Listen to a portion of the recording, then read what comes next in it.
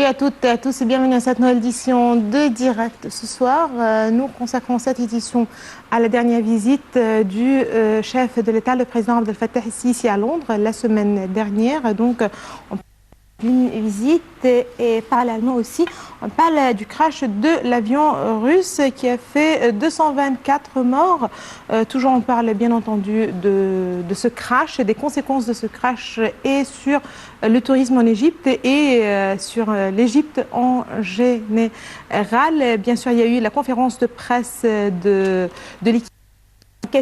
Donc nous allons en parler de cette conférence de presse, les informations qui ont été révélées jusqu'à présent, mais aussi parallèlement de ce qui a été révélé dans les médias étrangers. Tout de suite donc, on va commencer. Je vous propose tout de suite et tout d'abord de savoir ce qui se passe parallèlement à ces deux dossiers, puisque le président Abdel Fattah el-Sisi a effectué une visite surprise en compagnie du Premier ministre Sherif Esmaïl. Ils ont rendu une visite au gouvernorat d'Alexandrie, frappé la semaine dernière par de fortes inondations.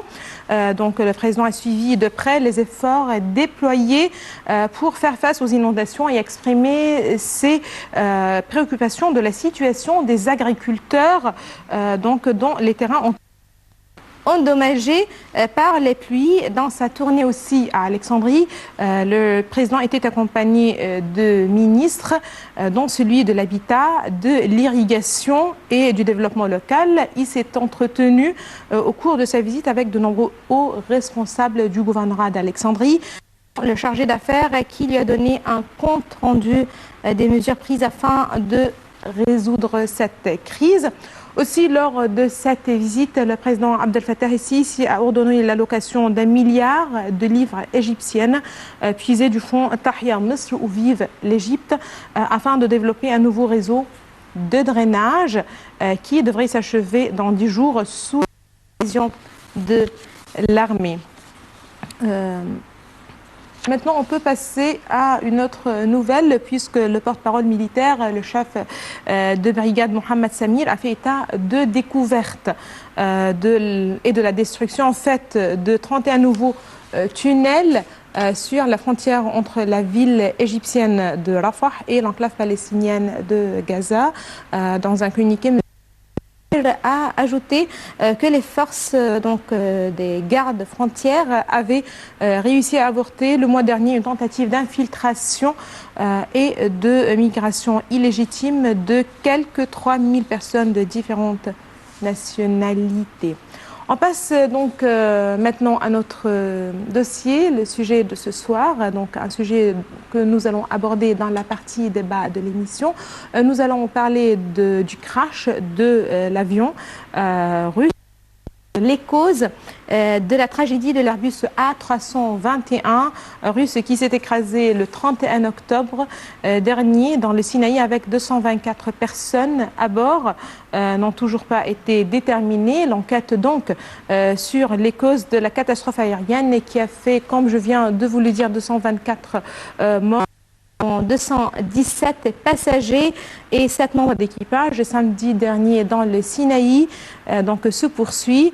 Le ministre des Affaires étrangères, Sameh Choukri, a cependant tenu à souligner hier matin qu'aucune hypothèse ne pouvait encore être tirée. Les détails donc tout de suite dans ce commentaire signé et juste après, on commence la partie débat avec beaucoup plus de détails, d'informations et d'analyses de ce dossier.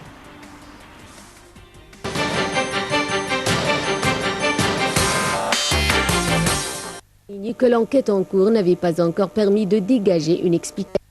Nous n'avons écarté aucune possibilité, mais il n'y a pas encore d'hypothèse avant que l'enquête soit finie et qu'un rapport complet soit prêt, a-t-il dit lors d'une conférence de presse au Caire. De son côté, le responsable de l'enquête, Ayman El-Mokhaddem, a déclaré que les premières observations ne permettaient pas d'identifier l'origine de la dislocation de l'appareil. Il a poursuivi qu'un bruit était entendu à la dernière enregistrement du cockpit voice recorder, ajoutant qu'une analyse spectrale était à venir pour déterminer l'origine de ce bruit.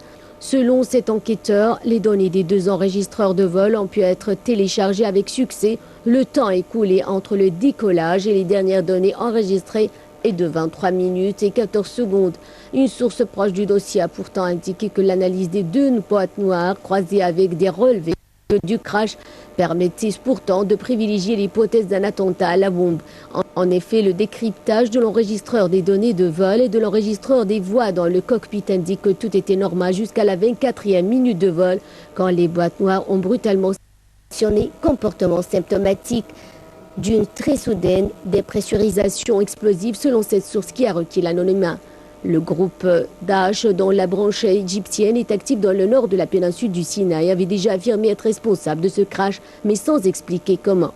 Une autre source proche du dossier a expliqué que l'analyse d'une boîte noire confirmait le caractère brutal et soudain de ayant précipité la chute de l'appareil, précisant que des photos montrant certains débris criblés d'impact allant de l'intérieur vers l'extérieur accréditent plutôt la thèse d'un engin pyrotechnique. Le Royaume-Uni et les États-Unis avaient déjà ouvertement évoqué cette semaine la piste d'une bombe à bord de l'appareil de la compagnie russe Metrojet qui devait rallier Saint-Pétersbourg. La Russie, d'abord restée prudente face à la thèse d'un attentat, a ordonné vendredi la suspension de ses vols civils vers l'Égypte, une mesure allant au-delà de celle de la Grande-Bretagne qui a juste suspendu ses vols vers le Sinaï.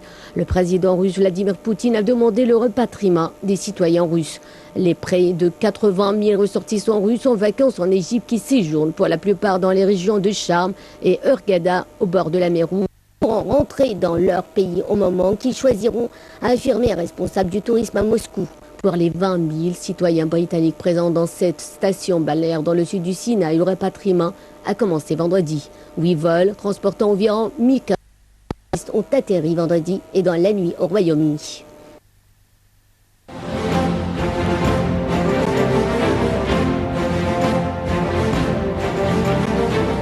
Nile TV, c'est l'Égypte, son histoire et sa civilisation. Mais c'est aussi l'Égypte moderne, celle que vous connaissez sûrement beaucoup moins. Une chaîne où on parle d'information, de culture, d'art ou d'histoire. Nile TV, c'est aussi une chaîne qui vibre au rythme du sport. Toutes les grandes compétitions nationales et internationales, c'est ici que ça se passe. Retrouvez-nous sur le terrain pour des reportages qui couvrent toute l'actualité locale ici en Égypte. Expositions, concerts, spectacles, toute la culture sur Nile TV International. Nile TV, c'est la chaîne qui vous fait vivre à l'heure égyptienne. Nile TV aborde tous les thèmes qui vous intéressent. Débat ou analyse, c'est sur Nile TV International. Nile TV International, c'est la voix francophone de l'Égypte.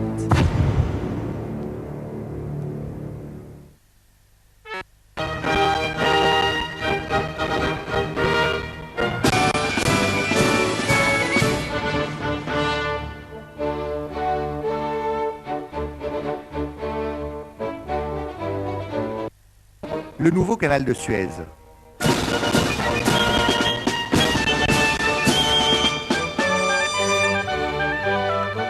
Un projet national.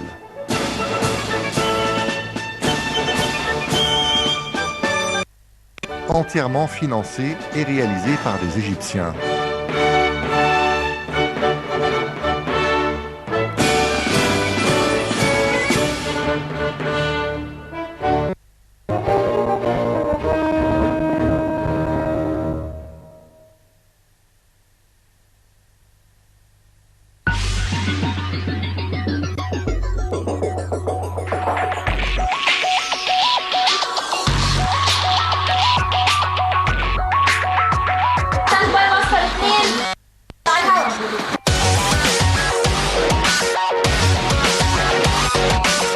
Ravi de vous retrouver et une nouvelle édition de Direct.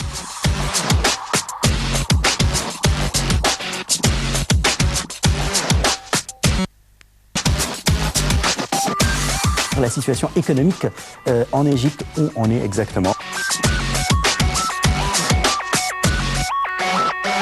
de la situation en Irak où la violence atteint des sommets. Nous allons également parler de la Syrie avec la participation ou la non-participation de l'opposition à la conférence Genève 2.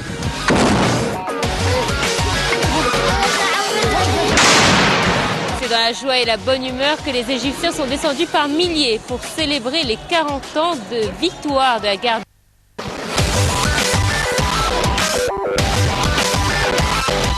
La rédaction de la nouvelle constitution va s'inspirer des anciennes constitutions, mais avec les revendications de janvier 2011 et de 30 juin 2013. Direct aux horaires suivants sur Nile TV International.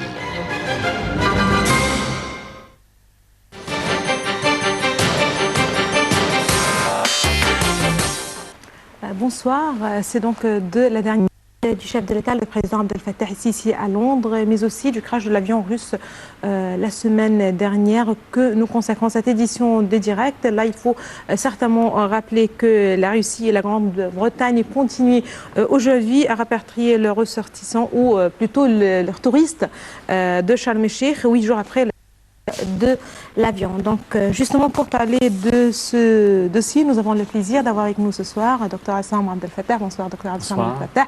Vous êtes professeur d'analyse de discours politique. Bonsoir, vous êtes le bienvenu aussi. Dr Kamel Gadallah. Bonsoir Dr Kamel Gadallah. Vous êtes professeur de littérature et de langue à l'université Al-Azhar. Bonsoir, vous êtes le bienvenu.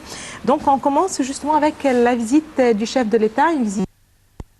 Certainement, ça fait partie de ces déplacements étrangers, si on peut dire, les efforts déployés pour attirer les investissements et tout ce qui est rapport avec le dossier de l'économie. Mais c'est une visite qui est intervenue un petit peu dans un moment critique. C'était déjà prévu, mais voilà, c'était un moment vraiment critique avec le crash de l'avion et la réaction très spécial aussi de la Grande-Bretagne. Comment avez-vous trouvé cette visite? D'abord, en ce qui concerne, parlons tout d'abord du côté positif de la visite. C'est-à-dire, comme vous venez de dire, c'est justement rapprocher les points de vue.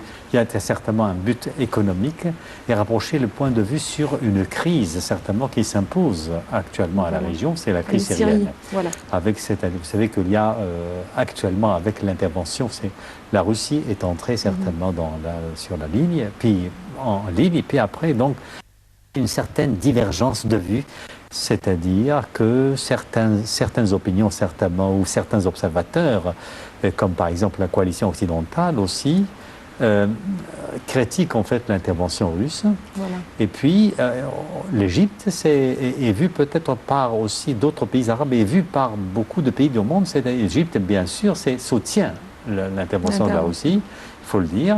Alors, a pour objectif principal sur le plan politique de rapprocher les points de vue et aussi, qu'en est-il aussi de l'opposition syrienne? L'opposition syrienne, vous savez, quand on dit l'armée libre, on ne sait pas exactement les composantes de cette armée libre.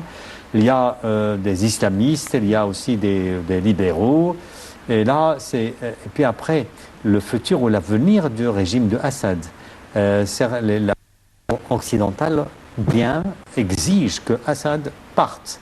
Alors que l'Union soviétique, la Russie refuse complètement le départ de Assad parce que c'est le régime légitime qui doit être sur place et qu'aucun pays au monde n'a le droit de réclamer le départ du président légitime. Et donc, il y a un petit problème donc, en ce qui concerne la syrienne, donc c'est un rapprochement de point de vue. Et sur le plan économique, vous savez que la Grande-Bretagne participe très activement aussi au projet de restauration économique en Égypte, notamment en ce qui concerne les projets relatifs à l'énergie. Donc ça, c'est le côté positif. Or, comme tout à l'heure, c'est que tout d'un coup, c'est que la crise du crash est intervenue. Et on a vu même au moment de cette visite que le gouvernement britannique, le Premier ministre, a appelé les touristes britanniques, anglais, à rentrer chez eux, à leur pays. Sans leur bagage.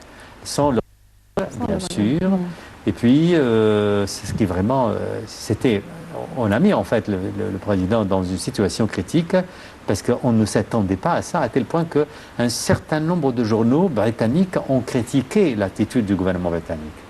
Je vais justement revenir à cette attitude qui a rapport avec la conférence de presse, cette attitude de ceux qui est intervenu lors de la visite du président. Mais je ne souhaite pas tout de suite ne pas évoquer le rapprochement de points de vue dont vous avez mentionné au début de votre mot, et ce qui concerne la question syrienne. Oui. Est-ce que, puisque ça faisait partie de la visite du chef de l'État, un rapprochement de points de vue pour ce qui concerne le dossier syrien, est-ce que c'était possible avec justement l'accident ou le crash de l'avion russe et les rumeurs, surtout dans la presse étrangère, surtout britannique, concernant l'hypothèse d'attentat? Enfin, c'est rapprocher les points de vue sur la crise syrienne, je pense que ça n'a pas de relation avec le crash. C'est-à-dire que, vous savez que j'ai lu ça aussi dans un journal Al-Haya, à titre d'exemple, il y a même des observateurs saoudiens qui constatent une certaine divergence de vue entre l'Arabie saoudite et l'Égypte. C'est-à-dire à propos de l'armée libre, à propos de l'opposition syrienne.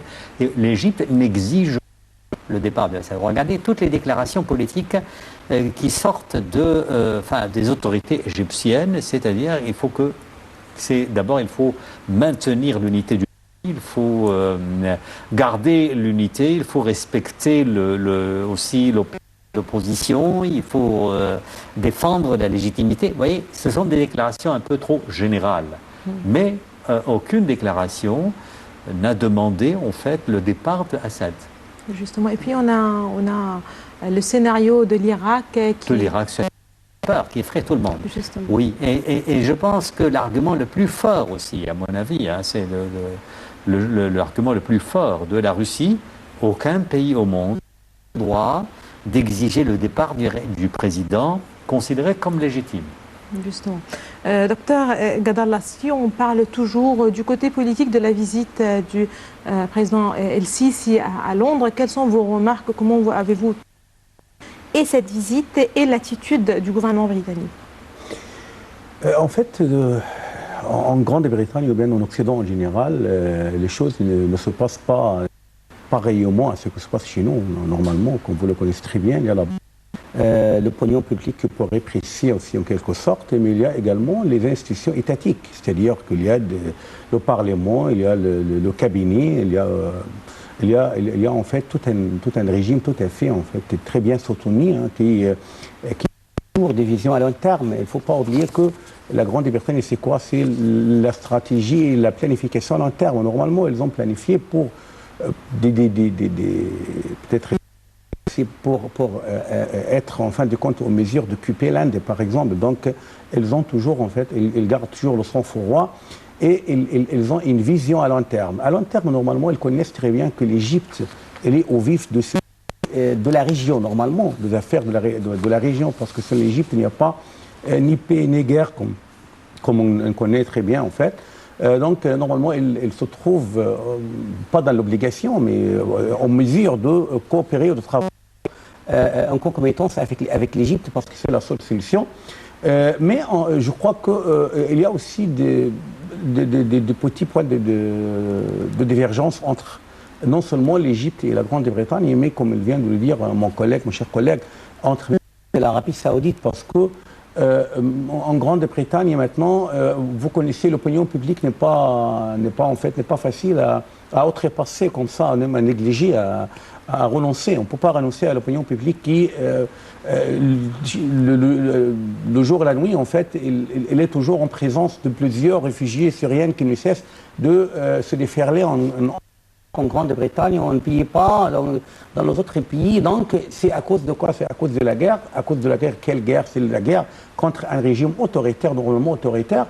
On ne peut pas leur faire avaler, en fait, le fait qu'il s'agit d'un régime légitime ou bien qui est venu via les élections, parce qu'on connaît très bien que les élections dans le tiers-monde n'est pas comme les élections en Occident. Donc c'est clair et net. On ne pourrait pas en fait leur faire avaler, si vous voulez, le mensonge et tout ça. On connaît très bien les questions.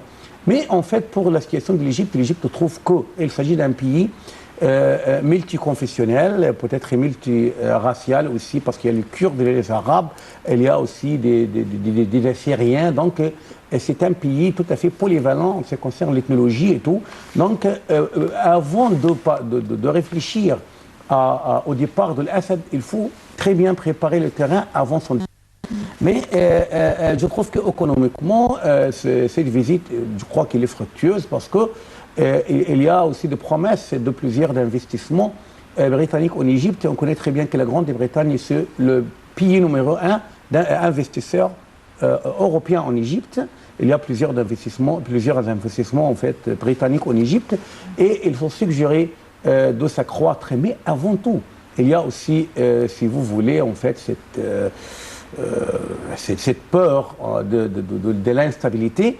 Preuve à l'appui, le crash de cet avion, ils ont leur version qu'il s'agit d'un attentat.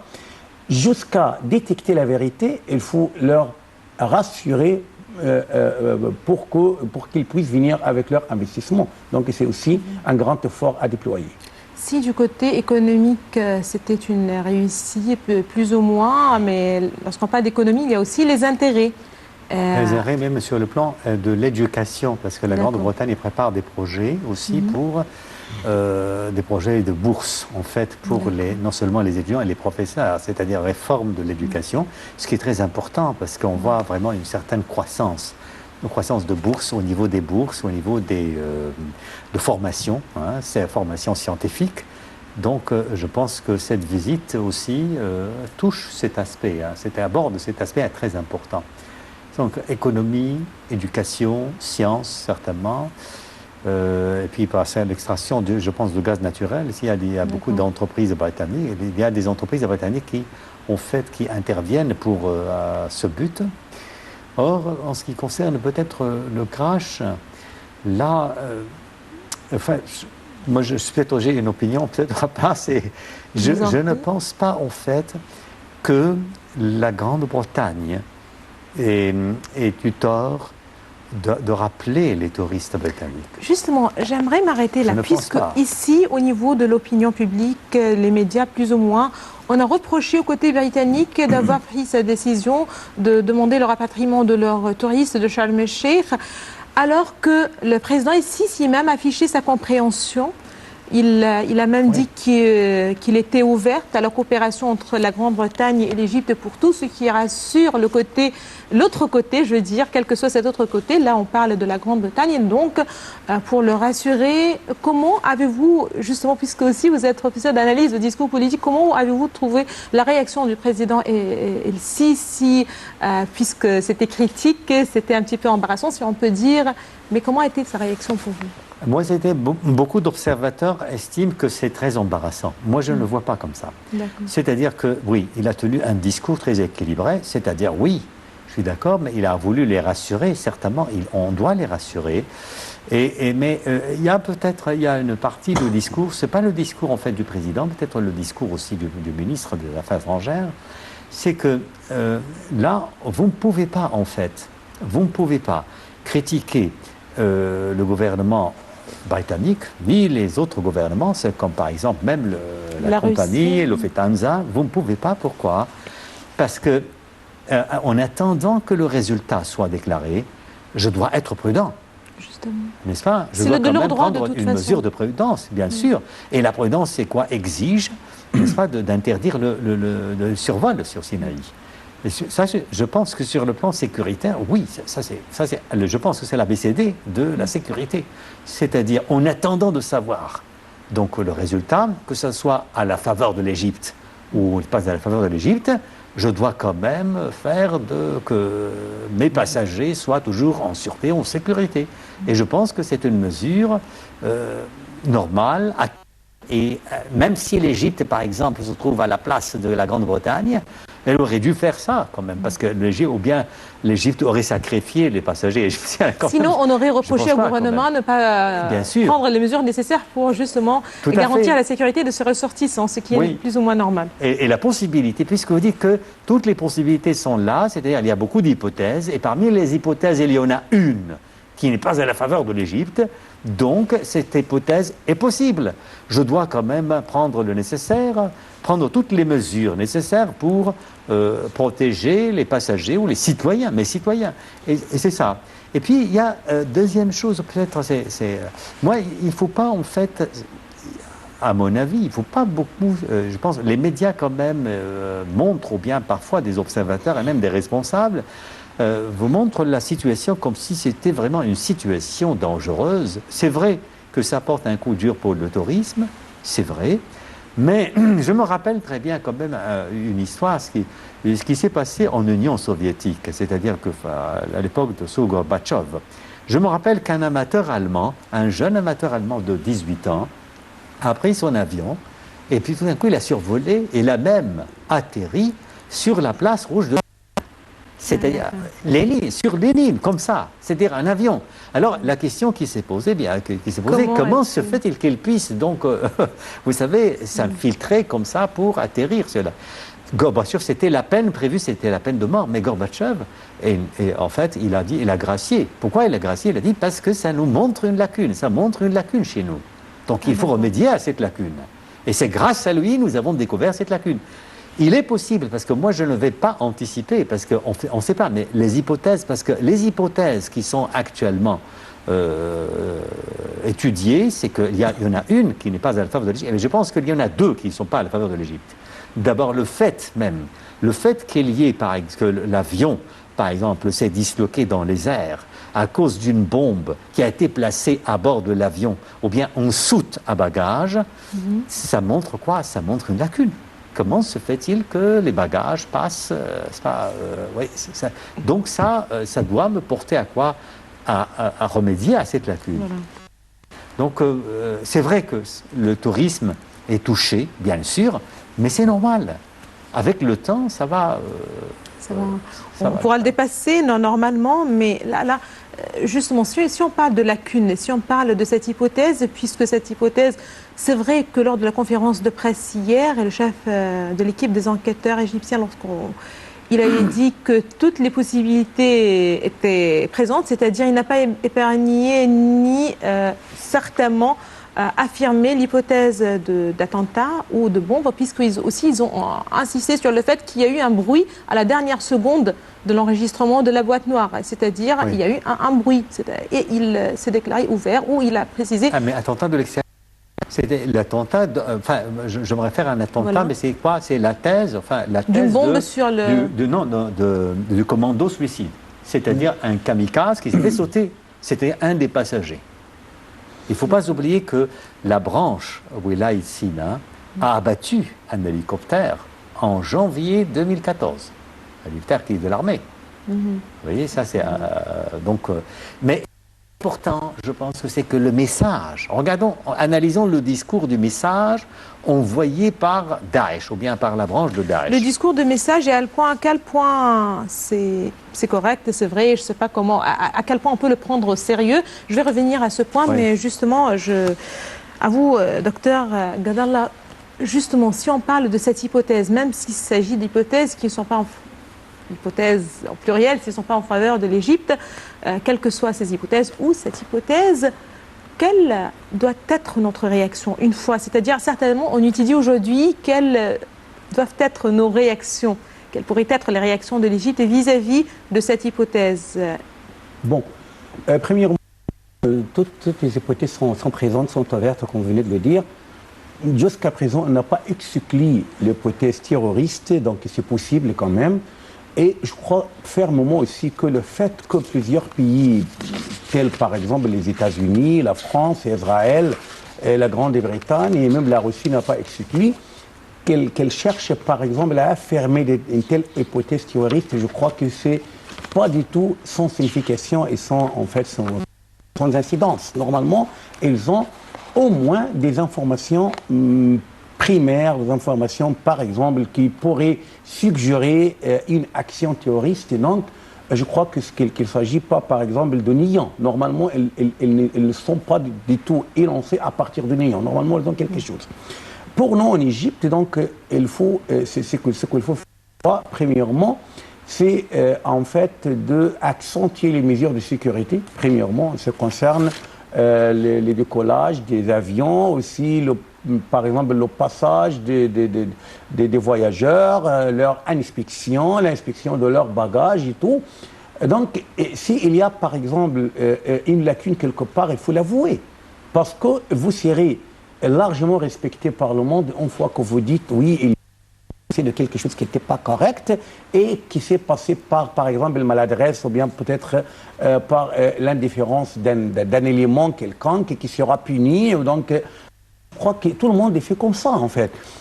Aussi, cela nous rappelle aussi la lacune de ce que s'est passé pour les touristes mexicains. Normalement, c'était un fléau parce qu'ils par horreur. Jusqu'à ce moment, on n'a jamais parlé de lacunes. Pour ce malheureusement, on n'a pas parlé de lacunes. On a insisté sur le fait qu'il s'agissait de lacunes. Et là, c'était eux qui se sont infiltrés dans un... C'est tout à fait dommage, en fait, de ne pas avouer nos erreurs et ne pas dire, par exemple, qu'on est toujours en quête de nous corriger. Ça dépend qui précise qu'il s'agit là d'erreurs ou non. Est-ce que c'est nous ou ce sont les responsables? C'est la logique, hein. Non. C'est la logique mondiale. Je ne sais pas. D'accord. Pour vous, c'est la logique. Je vais revenir sur ce point. Il y a d'abord des critères qui sont très bien préétablis mondialement et universellement. D'accord. Ça, c'est la logique selon vous. J'aimerais là m'arrêter là sur ce point. Moi, mais mondialement. D'accord. J'aimerais bien écouter l'avis de Dr Abdel Fattah sur ce point précisément. Permettez-moi tout d'abord, justement, avant de nous arrêter sur ce point, de parler encore une fois de la visite du président Abdel Fattah ici à Londres. Là, je vous propose, et vous, chers téléspectateurs, un commentaire justement sur ce détail, sur ce point. Je rappelle donc qu'en visite à Londres, 5 jours après le crash de l'avion russe, de la A321 russe, donc dans les Sinaï, le président Abdel Fattah ici s'est dit prêt avec les pays amis et donc pour assurer la sécurité des touristes étrangers. Je vous laisse avec ce commentaire signé Dalia Colomb et juste après, nous allons justement revenir sur ce point et la logique.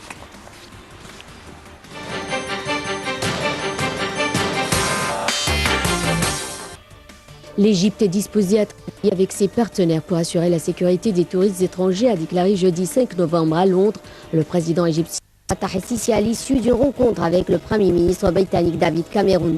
Nous sommes complètement prêts à coopérer avec tous nos amis pour assurer que nos aéroports présentent la sécurité nécessaire pour les personnes que nous accueillons, a déclaré le président égyptien en visite au Royaume-Uni moins d'une semaine après le crash de l'avion de ligne russe dans le Sinaï.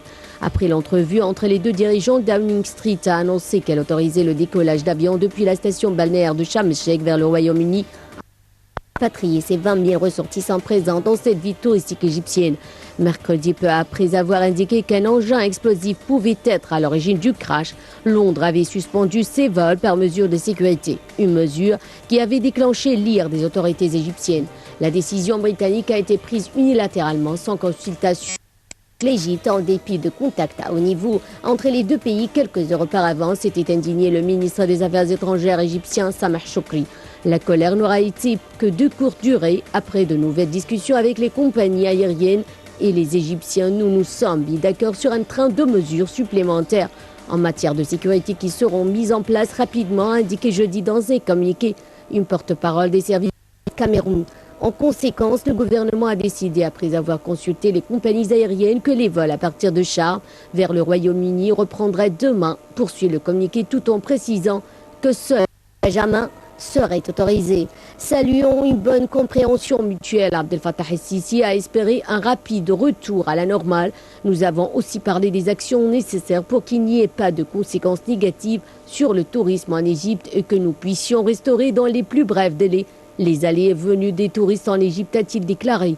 S'exprimant à ses côtés, David Cameron a indiqué qu'il était dans leur intérêt mutuel de gérer cette situation afin de revenir à une situation normale dès que possible.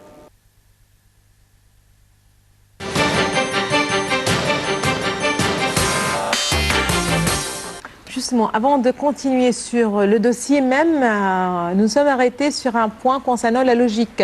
Là, Dr Gadala, vous avez dit qu'il y a eu l'accident des touristes. Il est fort probable. Je ne dis pas qu'il est effectivement en fait authentifié, mais on ne pourrait jamais exclure qu'il s'agirait peut-être d'une lacune. Mais n'est-ce pas les enquêtes ont pris fin dans ce dossier ou non? Comment voyez-vous là ce dossier? Est-ce que vous parlez là aussi de logique et prouve qu'il ne s'agissait pas de lacune et si l'Égypte a dit que eux, ils se sont infiltrés dans un... Je ne sais pas. Oui. D'abord, c'est un site qui ne doivent pas y... Il faut voir tout d'abord toutes les hypothèses en général, rapidement. Nous avons l'hypothèse d'une panne. Enfin, la panne, S'il y a une panne, les autorités égyptiennes auraient dû faire part de cette panne à l'avion russe. D'accord. C'est le crash de l'avion. Oui, c'est-à-dire les hypothèses de crash. Hein. Donc ça veut dire que les autorités égyptiennes aussi sont responsables dans la mesure où que ces autorités-là auraient dû faire part de la panne à l'avion. Or, certainement, il n'y a aucune déclaration d'une panne ou une annonce dans ce sens. Deuxième hypothèse. L'hypothèse, ça veut dire des facteurs extérieurs. Ça veut dire attaque de l'extérieur, ce qui est très difficile sur le plan technique, étant donné que les branches de Daesh ne disposent pas d'armes qui permettent d'atteindre un avion qui vole à son altitude de croisière. Ça, c'est donc, ça, c'est prouvé, parce que 10 000 mètres, impossible. Troisième hypothèse, et ça, c'est l'hypothèse qui est maintenant, qui est probable, c'est quoi? C'est que c'est pas je ne parle pas de mais je dirais, peut-être, ça c'est fort probable, c'est que ça, c'est parce que ça nous fait penser à l'incident de Lockerbie. Vous vous souvenez de Lockerbie? Lockerbie, c'est-à-dire l'avion a explosé. Comment? Parce qu'on a découvert plus tard, c'est trop tard, hein, c'est que il y a eu une bombe qui a été placée dans la soute à bagages. Dans la soute à bagages, ce qui fait que l'avion a explosé. On a dit, bon, on s'est souvenu de ça. Ça, c'est important. Donc, ça veut dire que dans cette hypothèse, ça veut dire quoi? Ça veut dire les bagages qui entrent, justement de l'aéroport égyptien, devaient bien sûr passer par un détecteur. Et puis après, on aurait dû découvrir les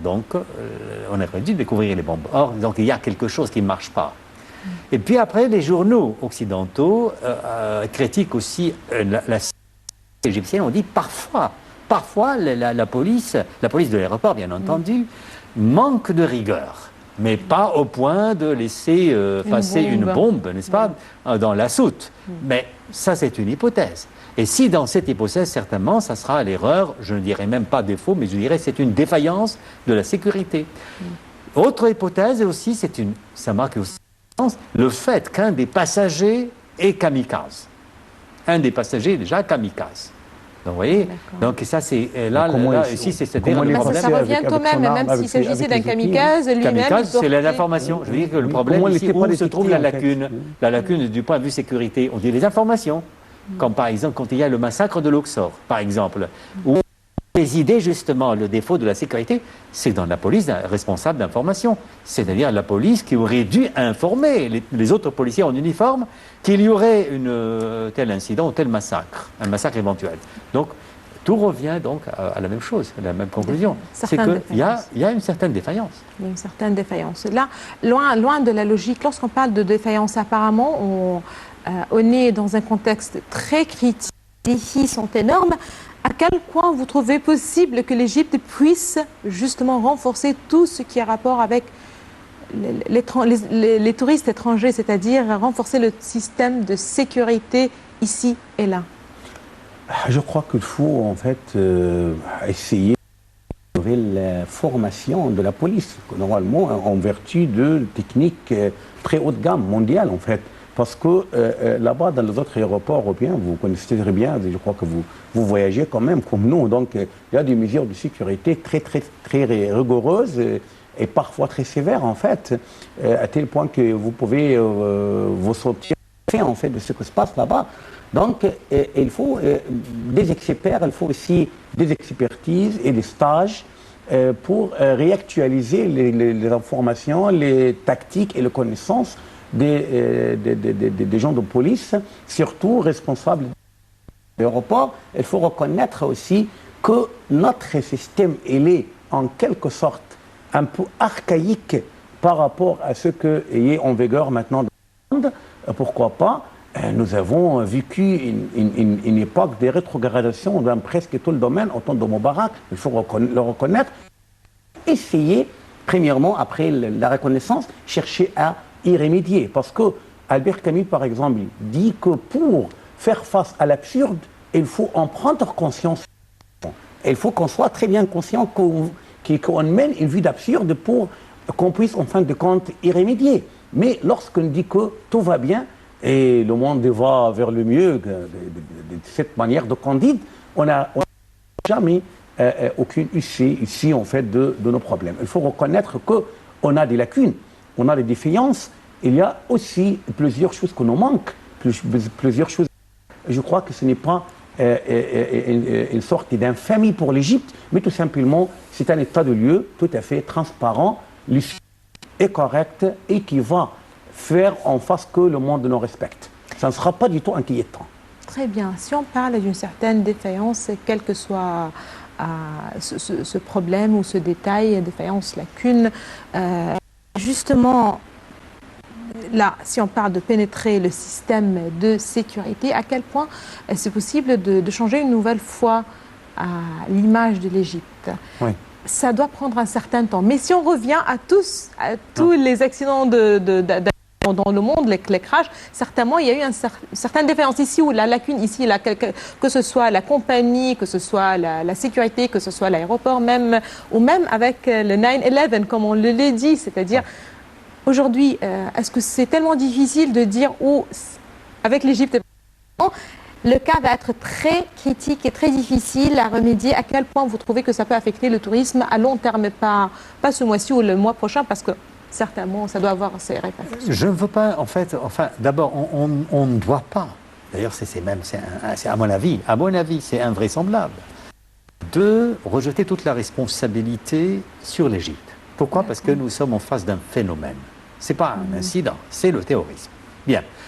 Enfin, il ne faut pas oublier le 11 septembre, l'attentat de 11 septembre à New York. Vous voyez, c'était beaucoup plus grave que ça, hein, beaucoup plus dangereux. Hein. Donc, on n'est pas à l'abri du terrorisme. Je ne peux pas, mais je ne suis pas d'accord peut-être avec l'attitude des médias égyptiens lorsqu'on essaie de rencontrer les touristes pour leur dire que pensez-vous de l'Égypte? L'Égypte est sûre. Non, non, non. Le terrorisme menace tout le monde. Et je pense que le président égyptien, vraiment, il est très conscient de ça. Et le président égyptien, en fait, reproche aux autorités occidentales, la Grande-Bretagne aussi, les États-Unis aussi, leur reproche quoi exactement? Leur reproche, ce n'est pas de rapatrier les citoyens, absolument pas.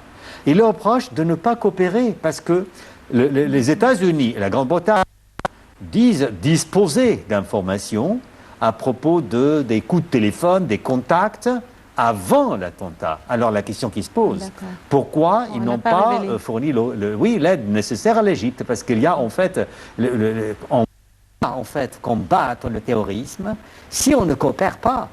Vous voyez, c'est-à-dire que si par exemple vous êtes menacé d'un danger terroriste, moi je dispose d'informations qui pourraient vous aider. Certainement, je dois vous donner les informations, bien sûr, communiquer les informations. Là, c'est une question. Les États-Unis n'ont pas. Donc, c'est la responsabilité aussi de ces autorités. Et voilà, ça revient à quoi? Ça retourne contre quoi? Contre leurs citoyens. Vous comprenez? Donc, c'est ça la question. Mais je ne pense pas que le président égyptien, en fait, ait créé des pays occidentaux pour avoir rapatrié leurs citoyens. Absolument pas, parce que c'est une mesure nécessaire. C'est-à-dire, à la place de ces autorités, on aurait dû faire comme ça. Et puis, moi, je pense aussi, ça c'est une chose, ça va aider l'Égypte exactement, parce que vous savez, on ne développe la sécurité, on améliore, on ne perfectionne la sécurité que par ce genre d'accident ou d'incident terroriste. C'est-à-dire, une fois qu'un incident terroriste survient, là, on tire profit, on tire profit de ça. Et si vous avez rappelé ou mentionné le Logaribi, là, il faut rappeler que ça fait des années, donc c'est la même, oui, c'est la technique. Voilà, mais la même technique, si c'est l'hypothèse, cette hypothèse a été confirmée, mais si c'est la même technique, mais les mesures de sécurité certainement ont changé, se sont développées tout au long de ces années. Oui, mais la stratégie, parce que, regardez, moi j'aimerais bien attirer votre attention sur une chose très importante. C'est que le message dans lequel Daesh, enfin c'est Welaïd Sina, revendique justement l'attentat, la responsabilité, nulle part dans ce message, dans les termes du message, nulle part n'est mentionné le fait d'avoir abattu ou d'abattre un avion. Mais quoi? D'avoir donné l'ordre, d'avoir commandité. Vous voyez? D'avoir commandité. Et c'est pour cette commandité, ça veut dire que ça battre. Non, commandité, ça veut dire planifier, donner l'ordre. Ça, c'est important. C'est très dangereux quand même, parce que ça veut dire que vous avez déjà vos éléments là-bas. Ce n'est pas seulement vos éléments Ça pose l'hypothèse d'infiltration. Ce n'est pas, par exemple, des Irakiens ou bien des Syriens, mais des Égyptiens en Égypte qui peuvent être télécommandés de la part de l'État islamique. C'est plus dangereux quand même, plus sensible. D'avoir provoqué le crash. Oui.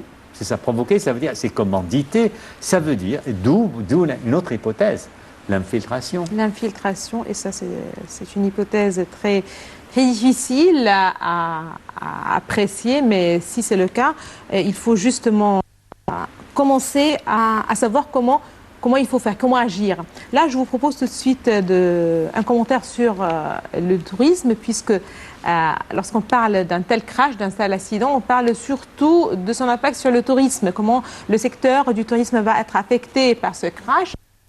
Que pour le reste, par exemple, tout le reste de la coopération entre deux pays amis, c'est-à-dire si on parle d'économie, certainement, il y a des intérêts communs. Pour le tourisme, ce n'est pas tout à fait le cas. Donc là, il faut dire que des suspicions d'actes terroristes pour expliquer l'avion russe dans le Sinaï égyptien sont un nouveau coup dur pour l'économie du tourisme en Égypte, si cette hypothèse est confirmée. Tout de suite, un détail de Dalia Karam et on se retrouve juste après.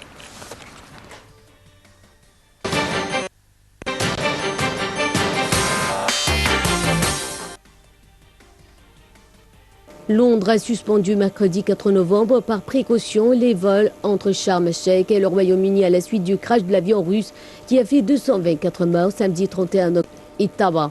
En 1997, un attentat à Luxor avait fait 58 morts parmi les touristes. Le ministre des Affaires étrangères égyptien Sameh Choukri a déclaré dans une interview sur CNN être quelque peu surpris de la suspension des vols par un certain nombre de compagnies aériennes, ajoutant qu'il est prématuré de faire des déclarations sur ce ou non se passer. Mardi 3 novembre, le président Sisi a rejeté la revendication de la responsabilité du crash par un groupe affilié à Daesh, estimant qu'il s'agissait de propagande. Mais si la responsabilité ou d'un autre groupe affilié à cette organisation est effectivement prouvée, ce serait un coup dur pour le tourisme. Depuis l'éviction de l'ex-président Mohamed Morsi, membre de l'organisation terroriste des Frères, les actes de terrorisme se multiplient. Le groupe terroriste Ansar Bayt al-Maqdis, les partisans de Jérusalem, s'est lancé dans une guerre d'usure contre les forces de sécurité égyptiennes, faisant des centaines de morts. Depuis son allégeance en novembre 2014, le groupe semble avoir accru ses capacités opérationnelles.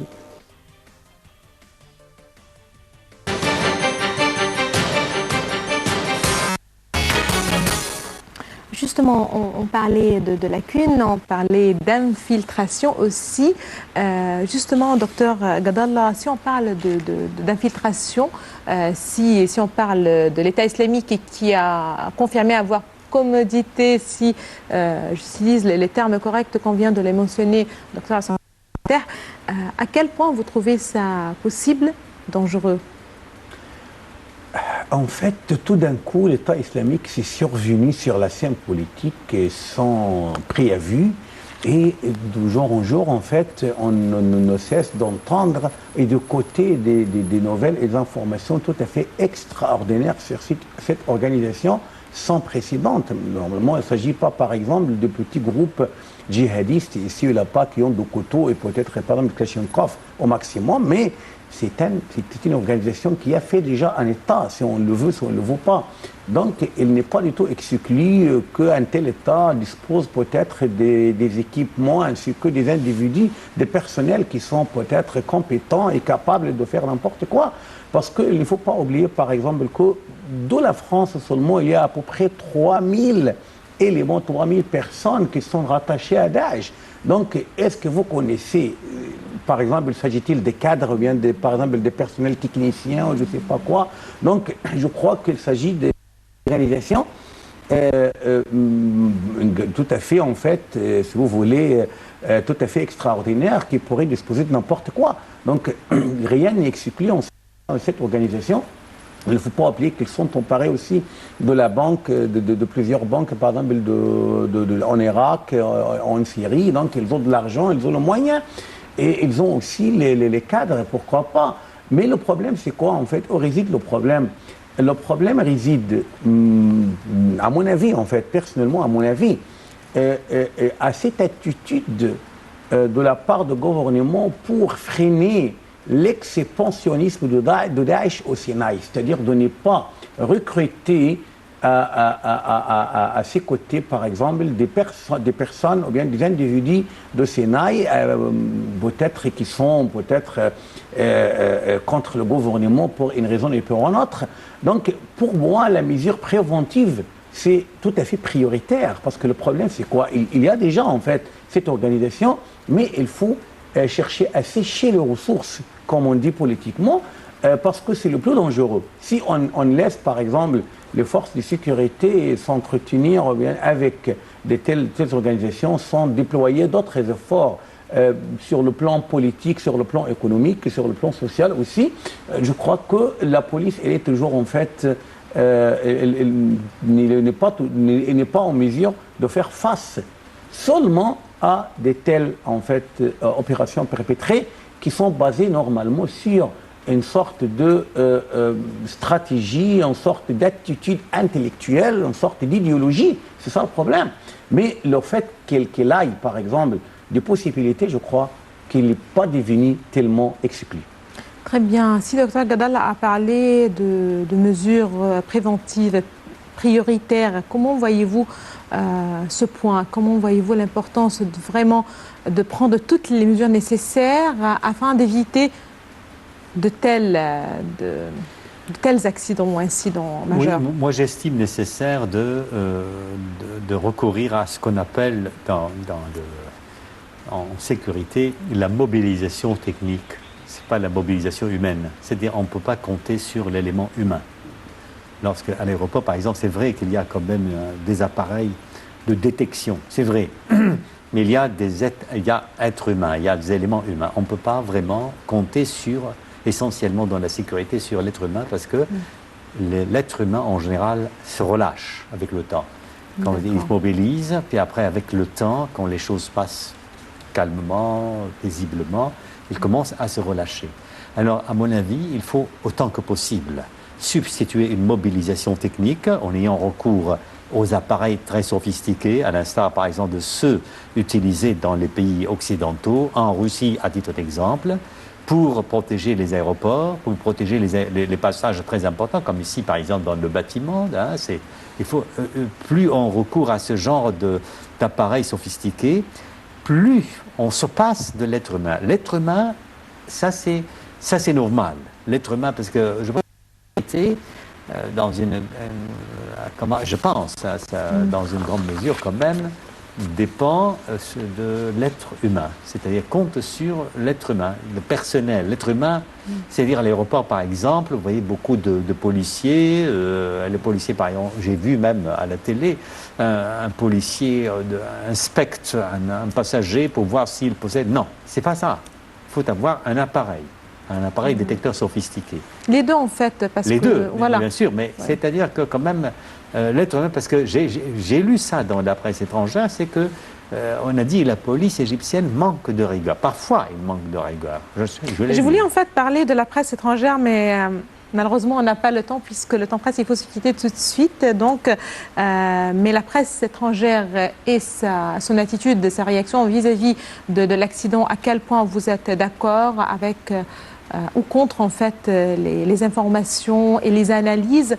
Là, on peut le négocier ou l'analyser plus tard. Je vous remercie infiniment, Dr Assam Abdel Fattah. Je vous remercie. Vous êtes professeur d'analyse de discours politique. Merci d'avoir été parmi nous ce soir. Merci à vous aussi, Dr Kamel Gadalla. Je rappelle que vous êtes professeur de littérature et de langue. Merci à vous. Madame, Monsieur, merci à vous aussi de nous avoir suivis ce soir. Excellente soirée à toutes et à tous. Au revoir.